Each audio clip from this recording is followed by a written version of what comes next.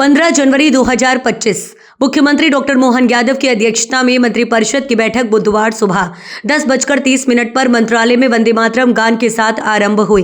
मंत्रिपरिषद में जानकारी वाले विषयों और निर्णायक वाले विषयों दोनों विषयों पर नगरीय प्रशासन मंत्री कैलाश विजयवर्गीय ने पत्रकारों को बिंदुवार जानकारी देते हुए कहा कि आगामी मंत्रिपरिषद की बैठक 24 जनवरी को महेश्वर में माता देवी अहिल्या जी की 300वीं जयंती के अवसर पर आयोजित की जाएगी, जो कि माता अहिल्या देवी को समर्पित होगी। साथ ही 16 जनवरी 2025 शहडोल में होने वाली रीजनल इन्वेस्टर्स समिट की सारी तैयारियां मुख्यमंत्री डॉक्टर यादव की देखरेख में होने जा रही हैं।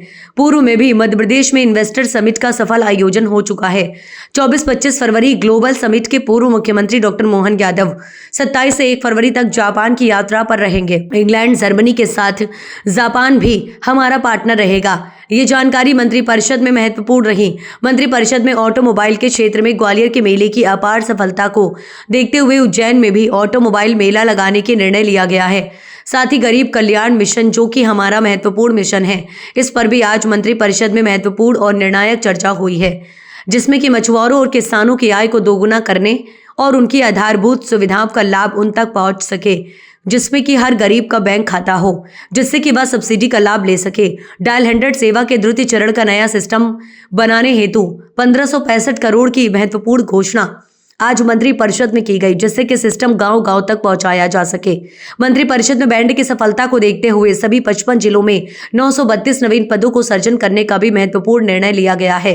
साथ ही मुख्यमंत्री मछुआ समृद्धि योजना, जो कि 2 वर्ष की पॉलिसी थी, उसे भी 2 वर्ष के लिए और बढ़ाने का महत्वपूर्ण निर्णय भी मंत्रिपरिषद में लाया गया। एवं जो तालाब सूख चुके हैं उनमें प्रॉपर पानी व्यवस्था हेतु सिंचाई विभाग को निर्देश दिए गए हैं, जिससे मत्स्य उद्योग आसानी से चलता रहे और मछुआ समुदाय समृद्ध हो सके। इसके लिए आज कैबिनेट में 100 करोड़ रुपए की स्वीकृति भी प्रदान की गई है।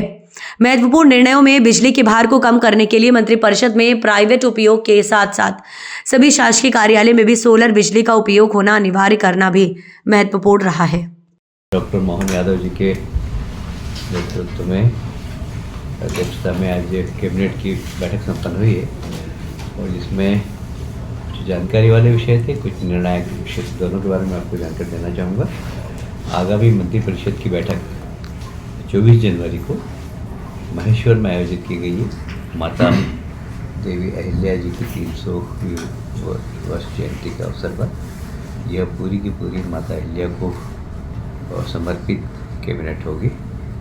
वैसे ही आप सभी जानते हैं कि शहडोल में 16 जनवरी को रीजनल इन्वेस्टर समिट हो रही है और इसकी तैयारी भी माननीय मुख्यमंत्री जी ने स्वयं ने की है और जितने भी अलाइड्स मंत्रिमंडल है वो सब मिलकर वहाँ पर प्रवास करके और उसकी तैयारी कर चुके हैं। आप जानते हैं इसके पहले बहुत ही सफल उज्जैन, जबलपुर, ग्वालियर, सागर, रीवा एंड नर्मदापुरम में रीजनल इन्वेस्टर मीट हमारे प्रदेश में हो चुकी है। इसके अलावा विदेशों में भी आपने देखा होगा कि माननीय मुख्यमंत्री जी ने जर्मन और इंग्लैंड वगैरह सब दूर जाकर एक सफल इन्वेस्टर मीट का आयोजन किया और ये मुझे बहुत कहते हुए गर्व है ये कि अभी जितनी भी इन्वेस्टर मीट हो रही है उसके जितने MOU है उसको समय सीमा के अंदर निर्णायक स्थिति तक पहुंचाना, ये माननीय मुख्यमंत्री जी स्वयं उसको देखकर और निर्णायक स्तर पर भेजना। इसलिए इन्वेस्टर मध्य प्रदेश में काफ़ी एक तरीके से आकर्षण बढ़ा है मध्य प्रदेश का। इसके अलावा मुंबई, कोयम्बतूर और कोलकाता में भी एक इंटरेक्टिव सेशन हुए वहाँ पर से भी लोग आए, यहाँ पर इन्वेस्टर में अपनी रुचि दिखा रहे हैं। इंग्लैंड, जर्मनी में भी रोड से, जैसे मैंने बताया, वहाँ 1-to-1 चर्चा की गई है। निवेश को आकर्षित करने के लिए माननीय मुख्यमंत्री जी अपने प्रतिनिधिमंडल के साथ 27 से 1 फरवरी तक जापान की यात्रा करेंगे और 24-25 फरवरी को जो यहाँ पर ग्लोबल इन्वेस्टर मीट होने वाली है उसमें इंग्लैंड और जर्मनी के साथ जापान भी हमारा पार्टनर रहेगा। तो एक अच्छा investor meet, global investor meet Madhya Pradesh में होने की संभावना है, जिसमें इन्वेस्टमेंट काफ़ी आएगा और लोगों को रोज़गार भी मिलेंगे। ग्वालियर में हर साल जो व्यावसायिक मेला लगता है, उसी प्रकार उज्जैन में भी विक्रमोत्सव होता है। वहाँ पर ऑटोमोबाइल्स को कर में 50% की छूट दी गई है। वह भी मेले का एक आकर्षण का केंद्र होगा। माननीय मुख्यमंत्री जी की बड़ी इच्छा थी कि मकर संक्रांति सारे प्रदेश में बहुत धूमधाम से मने। वैसे तो हमेशा ही मनती, पर इस बार उन्होंने सारे माननीय विधायक गणों से और जिलाध्यक्षों से बात कर आग्रहपूर्वक मकर संक्रांति मनाने का आग्रह किया था। मुझे कहते हुए गर्व है कि हमारे मध्य प्रदेश में कई रीजन में मकर संक्रांति की बहुत ज़्यादा धूम नहीं थी, वहाँ पर भी बहुत अच्छे से मकर संक्रांति मनाई गई, पतंग उड़ाई गई, गिल्ली डंडे खेले गए, महिलाओं की खेलकूद प्रतियोगिता आयोजित की गई और तिल और गुड़ के माध्यम से मिठास का एक दूसरे को मुंह मीठा किया गया। तो एक बड़ा मीठा संदेश सारे प्रदेश में गया मकर संक्रांति के उत्सव का। गरीब कल्याण मिशन, आपको याद होगा कि हमारे मुख्यमंत्री जी ने गणतंत्र दिवस पर इसकी घोषणा की थी और माननीय प्रधानमंत्री जी का भी ये 4 हमारे सूत्र हैं कि हमें युवा कल्याण, महिला कल्याण, किसान कल्याण और गरीब कल्याण, ये 4 जो मिशन हैं, इन 4 मिशन में से गरीब कल्याण हमारा एक बहुत ही महत्वपूर्ण मिशन है। आज उसके ऊपर कैबिनेट में काफ़ी डिटेल से चर्चा हुई है और उसमें सभी बिंदुओं को छुआ गया, जिसके बारे में भी आपको जानकारी दूंगा। इन्वेस्टर मीट हो रही है, उसके लिए इन्वेस्टर को उचित अवसर मिले और बहुत इजी तरीके से वो आकर यहाँ पर इन्वेस्ट कर सके, इसलिए सारे विभागों को निर्देश दिए माननीय मुख्यमंत्री जी ने कि अपनी नीतियों में परिवर्तन करने की आवश्यकता हो तो परिवर्तन करें। साधारणतः होता है कि लोग एमयू कर लेते हैं, उसके बाद उनके चप्पल जूते घिसते रहते हैं। एक बार आ जाए, आने के बाद उनके जितने भी काम हैं वो जल्दी हो जाए, इसलिए सभी विभागों को निर्देश दिए कि अपनी नीति में परिवर्तित करना हो तो ग्लोबल इन्वेस्टर मीट के पहले अपनी नीतियों में परिवर्तित कर जाए। गरीब कल्याण मिशन के क्रियान्वयन के बारे में आपको बताया।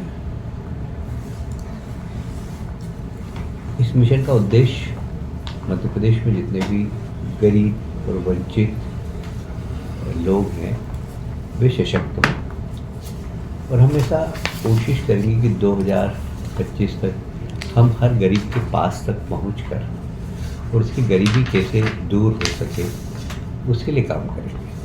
अब जैसे मछुआरे हैं तो आज ही मछुआरों के लिए एक अच्छी पॉलिसी बने। बहुत बारीक चीज़ उसमें आज चर्चा हुई, जिसमें कि कौन सी मछली का मार्केट अच्छा है, ये व्यावसायिक दृष्टिकोण से देखकर उस मछली को वो उत्पादन करे जिससे कि उसकी आय बढ़े। तो सामान्यतः ट्रेडिशनल मछलियाँ होती हैं जिसको कि रेट वेट ज़्यादा मिलता नहीं है। जैसे मुझे याद है जब वो हमें झींगा मछली का प्रयोग किया गया और झींगा मछली का प्रयोग करने के बाद वहाँ के आदिवासियों को कम से कम 4 टाइम्स 5 टाइम्स इनकम हो रही है। तो ऐसी मछलियाँ जो बाज़ार में अच्छे भाव में बिक सकती है उसके बारे में भी किसान को प्रशिक्षण दें, जिससे कि वो, तो एक मैंने उदाहरण दिया है। ऐसे बहुत सारे बारीक बारीक बिंदुओं पर गरीब उन्मूलन के लिए क्या क्या कर सकती सरकार, उसके बारे में। अब जैसे बहुआयामी गरीबी इंडेक्स सुधार, आप जानते हैं कि बहुआयामी जो गरीबी इंडेक्स है उसमें बहुत सारे सेगमेंट्स हैं। महिलाओं और बच्चों की पोषण सुनिश्चित करना, शिशु मृत्यु दर कम करना, गर्भवती महिलाओं का स्वास्थ्य सुनिश्चित करना, माध्यमिक शिक्षा सुनिश्चित करना, माध्यमिक कक्षा तक के बच्चों की स्कूल में उपस्थिति सुनिश्चित करना, भोजन उनको मिल सके, उसकी व्यवस्था ठीक तरीके से हो, स्वच्छता एक मिशन की तरह हर गांव तक पहुँचे, पेयजल उपलब्धता। आप सब जानते हैं कि प्रधानमंत्री जी ने जल जीवन मिशन के माध्यम से प्रत्येक गांव में स्वच्छ जल पहुँचे, इसके बहुत बड़ी योजना सारे देश के अंदर लागू की है। मध्य प्रदेश ने उसका सबसे ज़्यादा लाभ उठाया है। और हमें कहते हुए गर्व है कि हर एक गांव तक ये योजना पहुंच रही है और हर एक घर तक पहुंचाने की इसकी स्कीम है। विद्युत कनेक्शन वहाँ तक पहुँचे जहाँ विद्युत कनेक्शन नहीं पहुंच सकते हैं। बहुत आप जानते हैं ट्राइबल इलाके में भौगोलिक क्षेत्र बहुत बड़ा होता है, तो कई बार वहाँ पर एकदम कनेक्शन पहुंचाना मुश्किल हो जाता है। तो वहाँ पर सोलर का हम उपयोग करके उसके घर को प्रकाशित कैसे कर सकते हैं, इसके बारे में हमें करना। आवास निर्माण गरीबों के लिए प्रधानमंत्री जी की आवास योजना, जो उसके वास्तव में उपभोक्ता है, जो वास्तव में उसके लाभ के बिंदु के अंदर आते हैं, श्रेणी में आते हैं, उनको उसका लाभ मिले। परिवारों के पास इनकम के संसाधन उपलब्ध हो और प्रत्येक गरीब का बैंक का खाता, जिससे कि वो व्यक्ति उसमें काम कर सके, उसकी सब्सिडी उसके पास तक पहुंच सके। गरीब का बैंक का खाता भी बहुत ज़्यादा ज़रूरी है। गरीब कल्याण मिशन 2028 अंतर्गत स्थानीय समुदाय के सशक्तिकरण के माध्यम से वर्तमान शासकीय योजनाओं का बेहतर क्रियान्वयन सुनिश्चित करने के लिए राज्य की जनता को आत्मनिर्भर और समृद्धि के पथ पर अग्रसर करने में सहायक होगी। रणनीति है, इसमें बहुआयामी गरीब इंडेक्स के बारे में मैंने आपको बता दिया। आजीविका संवर्धन ये दूसरा है। संगठनात्मक ढांचे का सुदृढ़ीकरण ये तीसरा है। त्रिस्तरीय आयाम है। तीनों स्तर पर माननीय मुख्यमंत्री जी का निर्देश है कि हर स्तर पर, इन 3 स्तर पर काम करके तीनों ही जगह मजबूती के साथ गरीबी उन्मूलन के लिए काम करें। यह एक संकल्प है। अच्छा कार्यक्रम करेंगे। आप सभी जानते हैं डायल 100 सेवा के द्वितीय चरण का एक बार फिर से हमने नया सिस्टम, इंटीग्रेटेड सिस्टम बनाया, जिसकी लागत 1565 करोड़ की। इसकी DPR बन गई है। अतिशीघ्र 100 डायल को सशक्त करने के लिए हमारी सरकार गांव-गांव तक ही पहुँचे, इसके लिए बहुत ही जिम्मेदारी से काम करेंगे। ये घर घर में लोग फ्री में बिजली प्राप्त कर सकें, तो उनको लोन मिल जाए और वो बिजली का जो उनके ऊपर भार है वो कम हो जाए। ये प्रधानमंत्री जी की बड़ी महती योजना है। इसी योजना को हम अब शासकीय भवनों में भी लागू कर रहे हैं। मध्य प्रदेश के जितने भी शासकीय भवन हैं वहाँ पर सोलर बिजली का उपयोग हो। इसको हम PPP मॉडल पे भी करने का प्रयास करें, क्योंकि पिछला अनुभव ये रहा है कि सरकारी संस्कृति में यह मेंटेन नहीं हो पाते हैं, तो इसलिए बड़ी जल्दी ये सब खराब हो जाते हैं। तो हम ओपन टेंडर निकालेंगे। जैसे वल्लभ भवन में अगर करना, उदाहरण बता रहा हूँ मैं, वल्लभ भवन में करना तो वल्लभ भवन का हम टेंडर निकालेंगे। जो भी व्यक्ति है इन्वेस्टमेंट करेगा और किस भाव पर बिजली देगा, जो कम से कम भाव पर बिजली देगा उसको ये अवसर प्रदान होगा। तो सारे प्रदेश में जितने भी शासकीय भवन हैं वहाँ पर PM सूर्यघर मुफ्त बिजली योजना का हम शुभारंभ कर रहे हैं और सारे ही सरकारी भवन इसका लाभ लें, ये सरकार की इच्छा है।